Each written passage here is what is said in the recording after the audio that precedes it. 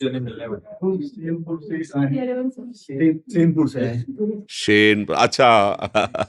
तो कभी आपने देखा है वे सेनपुर में? सेनपुर में महाजन अक्सर आपका वो सब बता महाजन, हाँ, वो एक महाजन कभी कभी आते थे। हाँ, वहाँ कई वर्ष रहे। बाबा सरकार की तपोभूमि श्री स्वामी मगनानंद सरस्वती। हाँ, उस समय केवल हम दो लोग ही थे पूरे पूरे बगीचे में। एक पंजीरी बाबा पीछे थे और आगे हम थे। दिन में कभी कोई गंगा स्नान करने आ जाए, 24 घंटे में 2 रोटी और अरहर की दाल, इतना ही भोजन में वहां था ही नहीं कुछ। कभी दूध फल फूल किसी का आना जाना कुछ नहीं। मोटी 2 रोटी, एक पुजारी आते थे किसी गांव से तो वो बना देते थे, तो 2 रोटी और इतनी दाल रख के चले जाते। उन्होंने कहा था 24 घंटे में कभी हम ले लेंगे तो रसोई में रख के चले जाते, बस इतना ही पाना था, 2 रोटी 24। और सांप बिच्छी तो वहां अब पता नहीं है कि नहीं, पीछे ऐसे थे जैसे चीता होते ना, ऐसे हजारों सांप, हजारों बिच्छियां। उस समय तो किसी का आला जला था, ले रात दिन भजन में। वहाँ बड़ा तपोभूमि है पर बहुत पावन भूमि है। ऐसे गंगा जी समीप बैठते हैं, रात्रि में जब निकल के बैठे ऐसे सांप जाते थे फन काढ़े हुए। बस ये दृढ़ निश्चय था कि अगर प्रारब्ध में इसको काटना है तो कहीं भी बैठो काट लेगा, अगर प्रारब्ध में नहीं तो नहीं। तो पास से निकल जाते थे, पद्मासन लगाए जैसे बैठे, ऐसे जटाए थी, ऐसे डाले रात्रि में। जहाँ पशु के नीचे बैठ करके तो वो फूस की झोपड़ी बताए थे, हाँ। वो उसी जगह फिर वो उसका 6 महीने के अंदर हो गया था उसका। जी जी।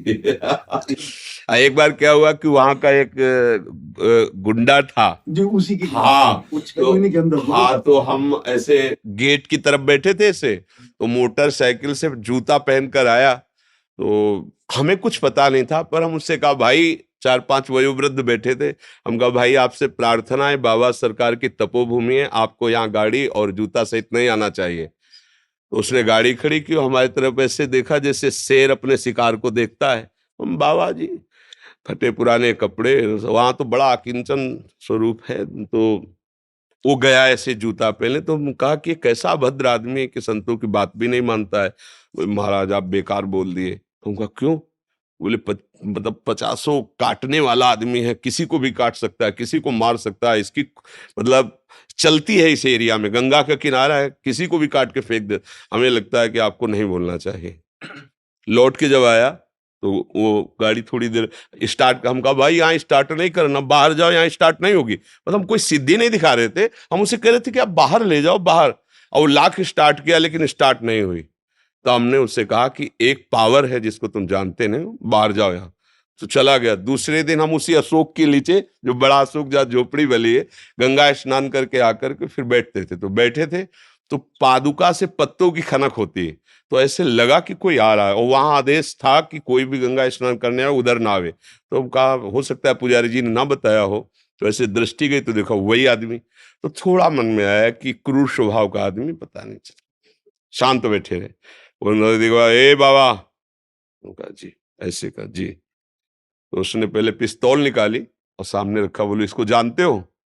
हम कहा इतना तो जानते हैं कि ऐसे गोली चलती है। फिर उसने करोली चाकू निकाली, सामने रखा, बोला इसको जानते हो? हम कहा, हमका तीसरा निकालने के पहले हम इसको दिखा दे। कमंडल खोला, गंगा जल दिखाया, हमका इसको जानते हो? हम कहा तू है और हम है, और हाथ में गंगा जल लिया। हमका उठा पिस्तौल, दूसरा नहीं है, और चाकू उठा। अगर हमने संकल्प कर दिया तो तू अगर अभी नष्ट ना हो जाए तो बता। हम तुमने कहा बाबा जियों को तुम खिलवाड़ समझता है क्या? पिस्तौल ली, चली गई। आपने जल लिया, उसी जल में फिर वो समाहित हो गया। तो भागवतिक बल एक अलौकिक बल होता है।